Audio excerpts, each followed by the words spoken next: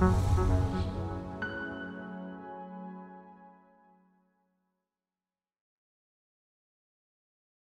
was one of the first CDOs saying, like, if I was doing my job correctly, I would outjob myself.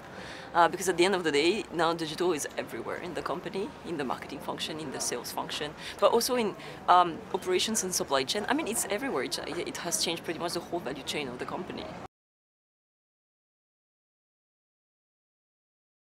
It has started by reverse engineering like tons of contents, like thousands of contents, to see what was working and not on different platforms. So we shortened a lot, obviously. We made them more impactful. We realized that it was a sequenced game.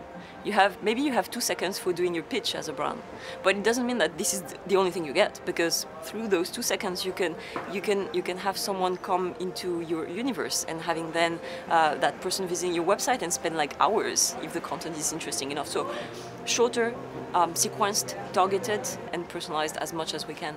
And we've seen like huge uplift in terms of efficiencies. We're talking about 20 to 40% more efficiency and more reach at the same cost.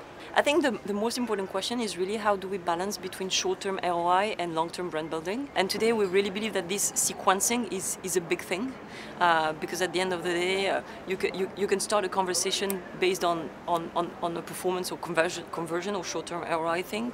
We can have the person come and visit our website. We can have the person come and take a service such as virtual makeup try and start a conversation that will be bigger than just like a pure ROI-based advertising like buy now, right?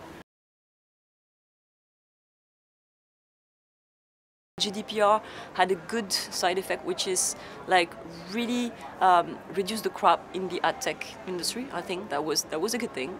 And the second thing for us, and at least for us at L'Oreal, it really put the focus on the first-party data, the data that people are actually really willing to exchange with us, and because we provide a value to them. And so this is why we have invested heavily in services. So what I call services is, for example, augmented reality and virtual makeup try-on or skincare diagnostic, things that make sense in our universe, which is beauty. And when you do a skincare diagnostic, you are actually really giving a service or a value to the consumer, and the consumer is super willing to opt in those kind of services, and the dropout rates in terms of leaving the name is really low.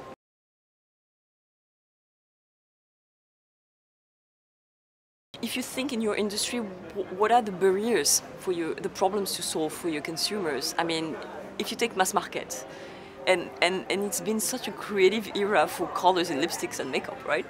We're not talking about beige, we are talking about green and violet and black. So the key barrier to entry is like, what will it look on me? And so really, allowing people to really try it before they buy is something that provides immense value for them. So we really believe that by focusing on the problems to be solved, providing services around those, it completely facilitates the conversation, and it actually becomes a relationship and not just like collecting data for the sake of it. We recently bought a company called Modiface, so that was 1 year ago. What it does is augmented reality and AI for beauty. It's really been specialized for 10 years on this field. It's been a partner like of 10 years for us. And at some point we decided, and we really felt that augmented reality, voice and AI will be driving forces in the reinvention of the consumer experience for beauty. And so we decided that it was the right moment to acquire them and to acquire those skills and to transform Modiface into the R&D of services for L'Oreal.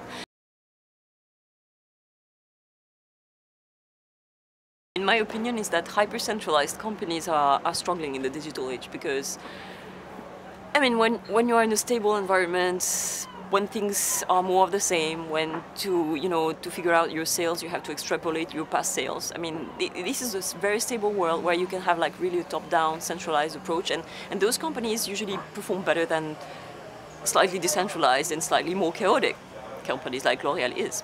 L'Oreal is a decentralized, and our CEO often says that it's an organized chaos. It's a flotilla of brands, a flotilla of countries, and I think today in a world where like new platforms, new formats, new contents, new business models emerges from like everywhere. Take ByteDance, it was nothing. Like TikTok is like 600 million in few months. You take new business models such as Bouticat, like a social commerce platform in the Middle East. I mean, if your teams on the ground don't have their fingers in the pulse and like their skin in the game, you will miss that. I mean, had we only relied on like top-down analysis and corporate analysis, we would have not picked up fast enough the opportunity of Tmall in China. I think having strong teams equipped, trusted, and empowered on the ground is the best insurance policy for you to seize what is starting. We do the same for startups. We have different centers to sense a little bit the market and meet the future beauty entrepreneurs. So I think decentralized teams on the ground are the best answer for that.